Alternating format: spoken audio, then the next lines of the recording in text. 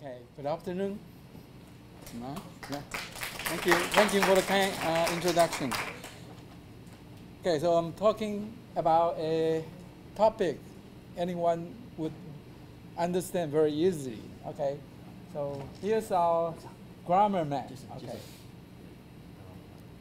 So, it's supposed to follow you and correct every grammatical error you would make. Okay, so it's not, I thought the event went good. No, went well.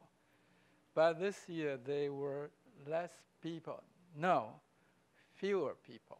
Okay, so this is a common problem among language learner, and it will follow you from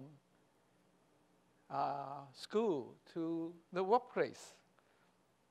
Okay, so today I'm going to present our research on grammatical error correction based on neural machine translation as well as pattern grammar. I'll show the strength and limitation of state-of-the-art neural machine translation approach. And I'll also show how to make grammatical error correction explainable, especially when neural network is notoriously unexplainable. So what we're going to do about this very important issue. I'll show you the benefit of being able to explain, because being able to explain provide us with some way to communicate with the user of an opaque artificial intelligence system. Also, it provides alternative to the approach. Okay, maybe if you can explain, then you can improve. You can do it in a different way. Also, very importantly, this also enables us to remove noise. Okay, today I noticed that there's a theme about dealing with noise in training data. Okay, also a very good approach is to, how about generate artificial training data, which is free from noise. Is that really possible? Okay. Let me give you a very brief history of grammatical error correction.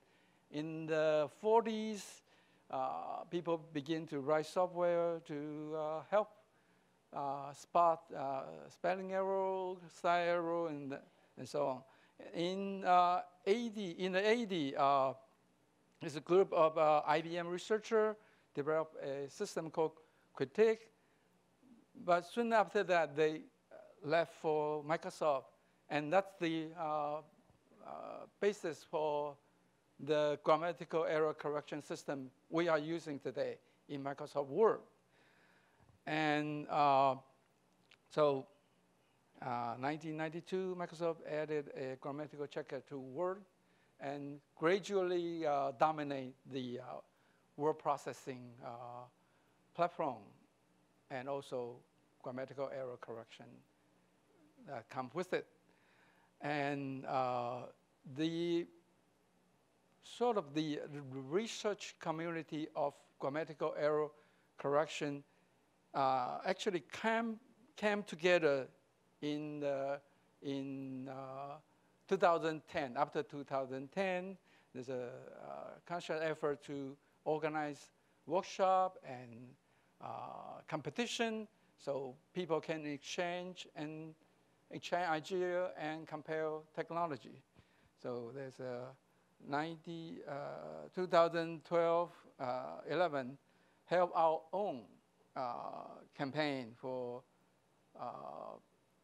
grammatical error correction. The idea is we are all language users. We have students writing not so fluent, not so correct paper, essays, so why don't we develop something so that would ease our pain? I mean, the teacher, okay. And the most aggressive, most challenging shared task happened in 2013 and 14. Okay, in the shared task in 2013, you can notice that to use big data is the trend, and it actually show in the its effect in the result. In 2014, statistical machine translation took over. Okay, people figure if we just use one framework to deal with all error type, it's much better, at least in the engineering point of view. Okay, and things change much rapidly. After that, in 2016,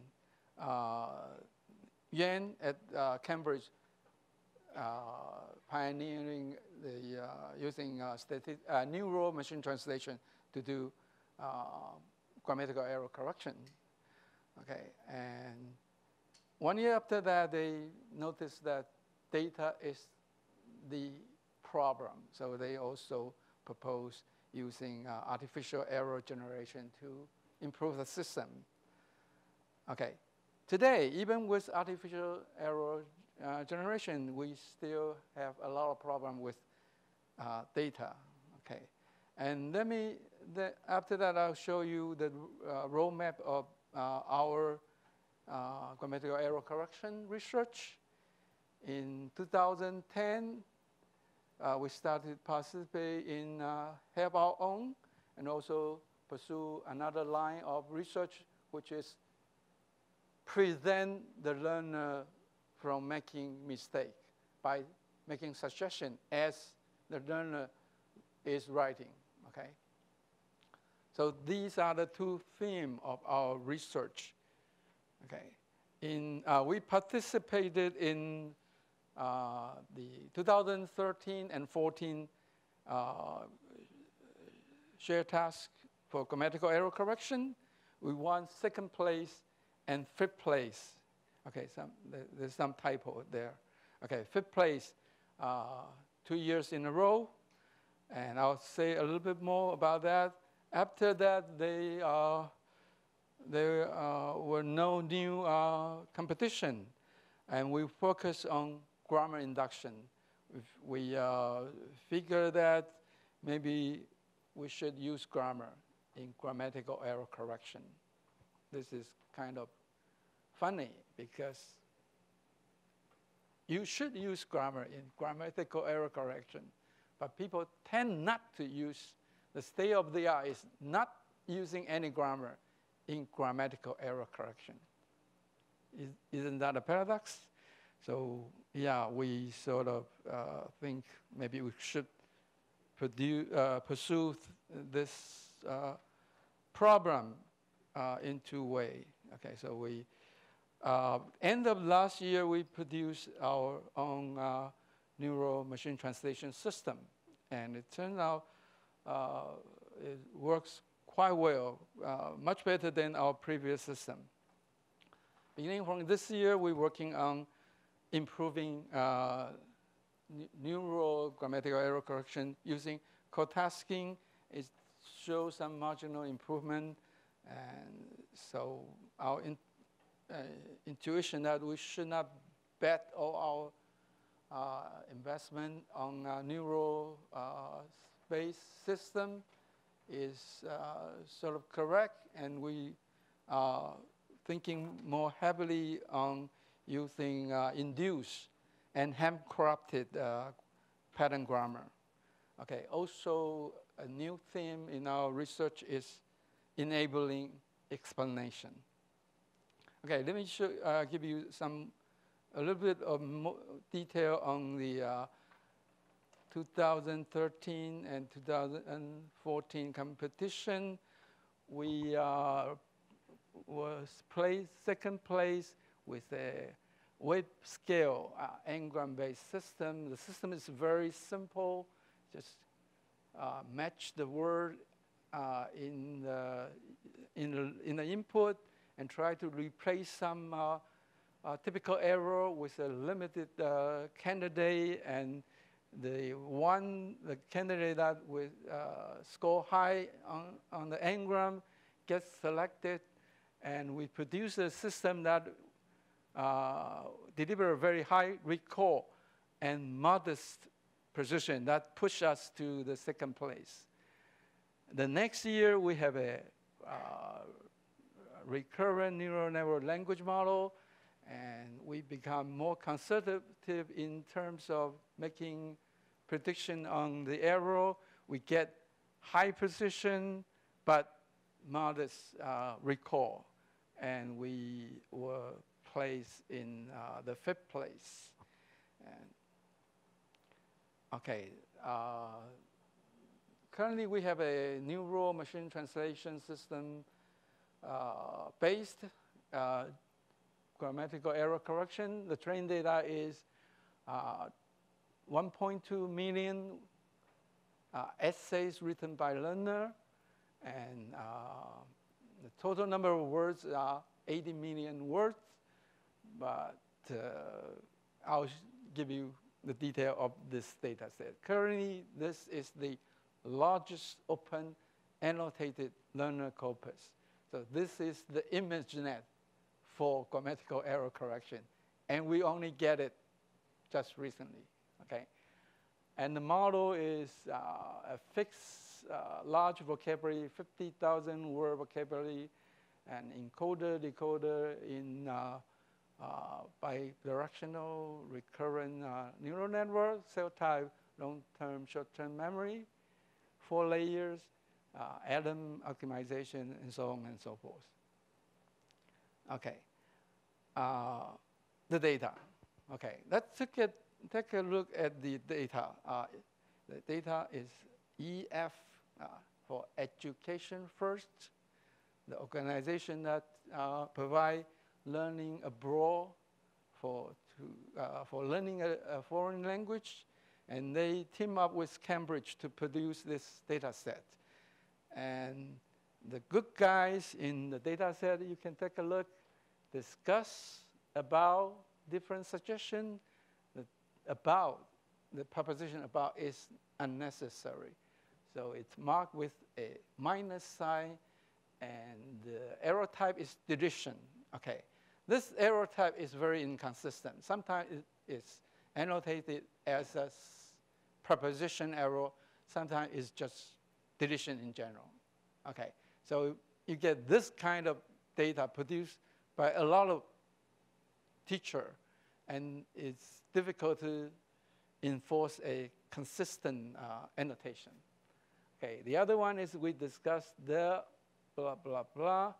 There's a long edit, and then in August, the August part is a spelling, which happened to be the most prevalent error. And you can argue with some of the annotation, like discuss the new launch party. Okay, the annotator changed it to the launch of the new party. Okay, I can argue that if I were to make annotation, I would change it to the newly launched party. Okay, because this way I don't change the object. The object is still the party. We discussed party, not discuss launch. So by changing it to this way, it changed the meaning of the sentence. So as this example shows, there's no one correction, okay, in some cases. Okay, let's look at the bad guys. Okay, this is not consistent with what we know is true. Okay, discuss should not follow by about because it's a transitive verb. So some teacher sort of did not mark this error. And even worse, some teacher introduce error, okay, discuss about. This is put in by the teacher, okay. If we have a lot of these guys, then we're in big trouble, okay. So how bad is this situation? I'll skip to that one. Okay, here. So for this, we have 174 correctly marked instances. But we have also much more false negative, a mark that should be marked. Okay, we have 16 false positive. Luckily, this is not a big number. Otherwise, the system will, produce incorrect result. Okay, so but this 717 is still an alarmingly high number. So what would you expect the system to learn from this kind of data? It will produce inconsistent result. Okay. But this 174 number is enough to enable the system to produce some result. Okay. Look at that. Now, okay, so we are able to detect and correct unneeded preposition, to verb in a row, subject, verb agreement, verb tense, especially ing and ed, lexical choice, tell versus talk, word order in indirect question, verb complement error, like suggest should follow finite verb, not ing or the usual. How good are we doing? We look at the Cambridge in 2014. The Cambridge team were ranked very high. I think it's number 1 or number 2 in 14. And subsequently, they produced a system in 2016 with improved performance. And we are on a par with the Cambridge 2016.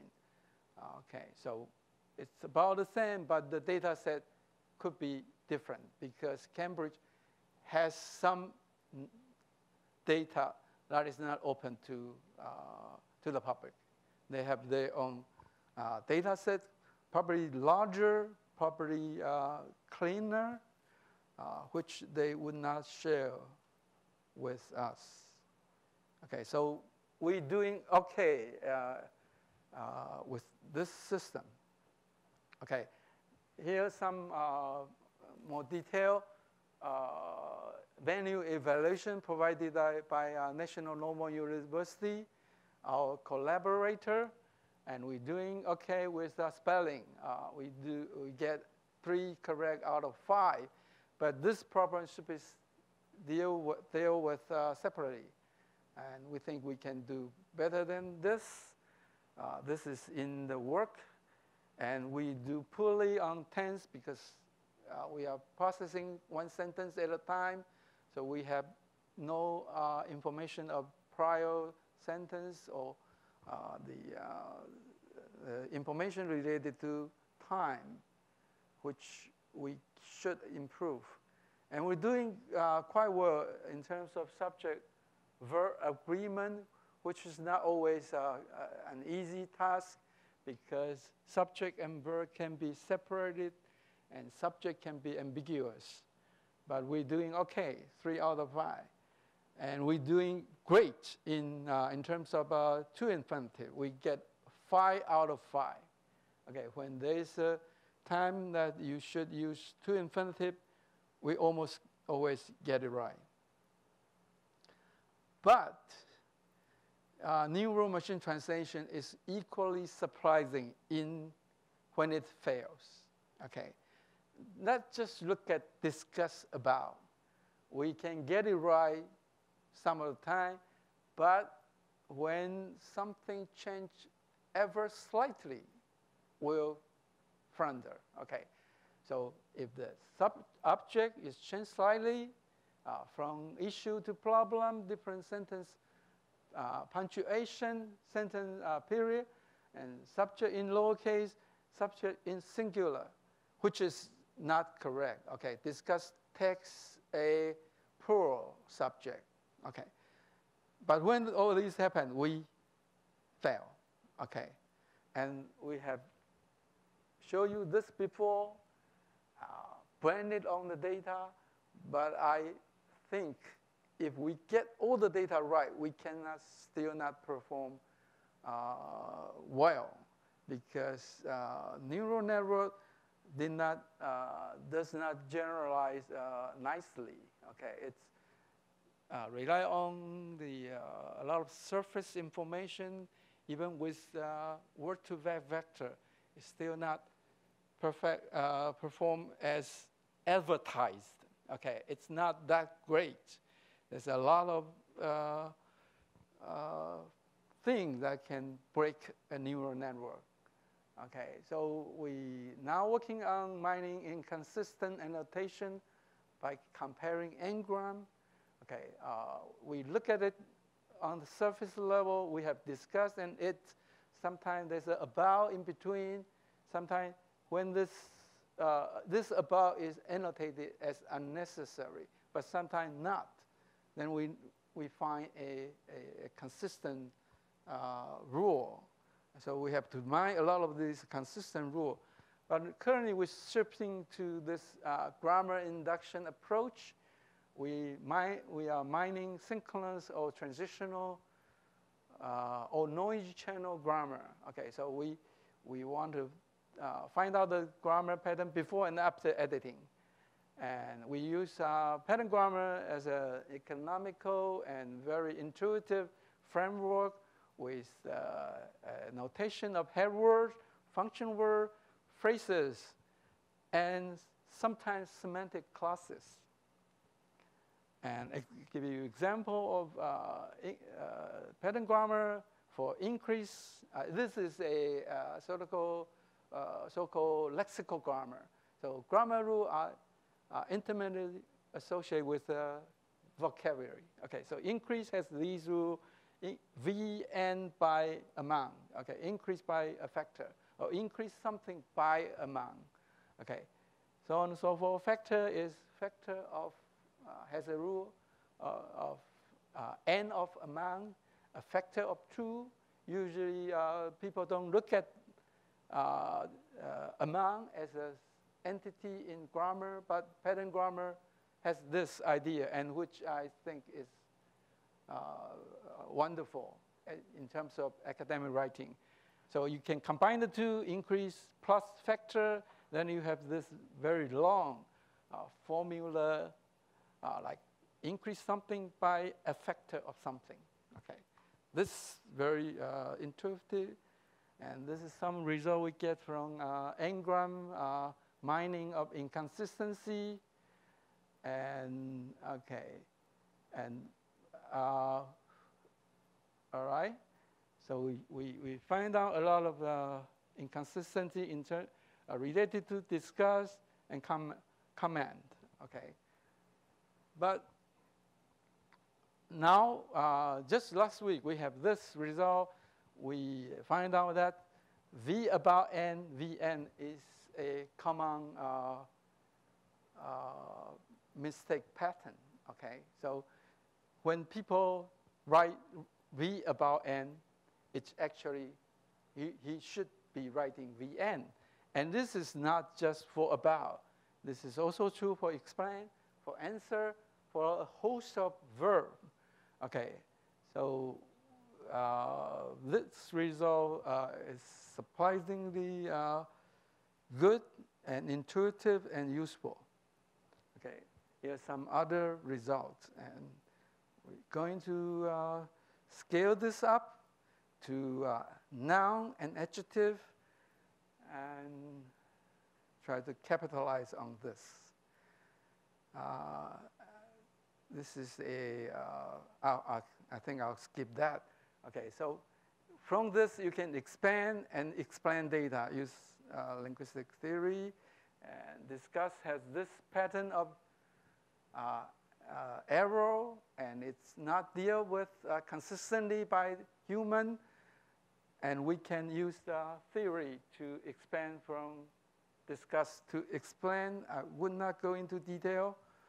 And we also have this web scale tool called Lingo to help us validate our intuition and what we found in the annotated data, which is not always correct.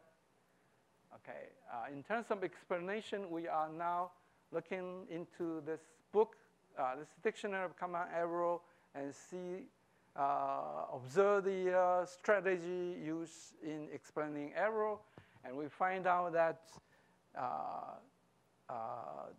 grammar pattern play an important role, and some of the explanation can be considered canned text. Okay, very stereotype pattern. When you are talking about something, you should use some word. Okay, some things like that. Okay, I'll skip this. So, in conclusion, we are currently working with a neural machine translation system, and we have implement Microsoft Word add-in so people can use our system in their familiar setting. We also have similar work for Chinese, and we think grammatical error correction should not be dealt with after the fact. People maybe should be checking their grammar as they write, and maybe they can go searching using our system called Lingo, and we have another system called WriteHead. It will give you suggestions as you write, also in Microsoft Word. This is a snapshot of the Microsoft Word system, and these are the list of things that we can do. So yeah, we'll continue working on correcting error after the fact, and also provide some interaction during writing. These are our two-pronged approach to helping user in their writing. Thank you.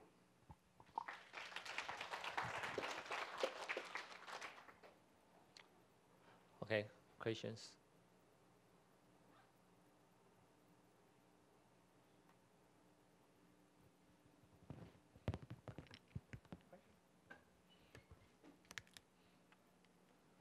So I think in your talk you did not mention about too much about using the machine learning or this machine learning technique for this grammar checking, right? Can you briefly talk about this? Okay. Before the neural network, people use machine learning. Yeah. So we would deal with one error type at a time. Yeah. So building system is much difficult. Okay, so it would involve some people gather data related to one type of error, and then the other person, it's difficult to manage. And there's also which go first. You want to correct this error first, and then this error, and this error. But with neural machine translation, all these statistical machine translation, you sort of have an end-to-end system, and the development becomes easier. But it also becomes less explainable. So you sort of paint yourself into a corner. If you just adapt one approach, then sooner or later you're going to get a bottleneck, and you cannot do. You can have very marginal improvement. So I think the best way forward is to have a multiple approach to a problem, which is only natural thing you would like to do.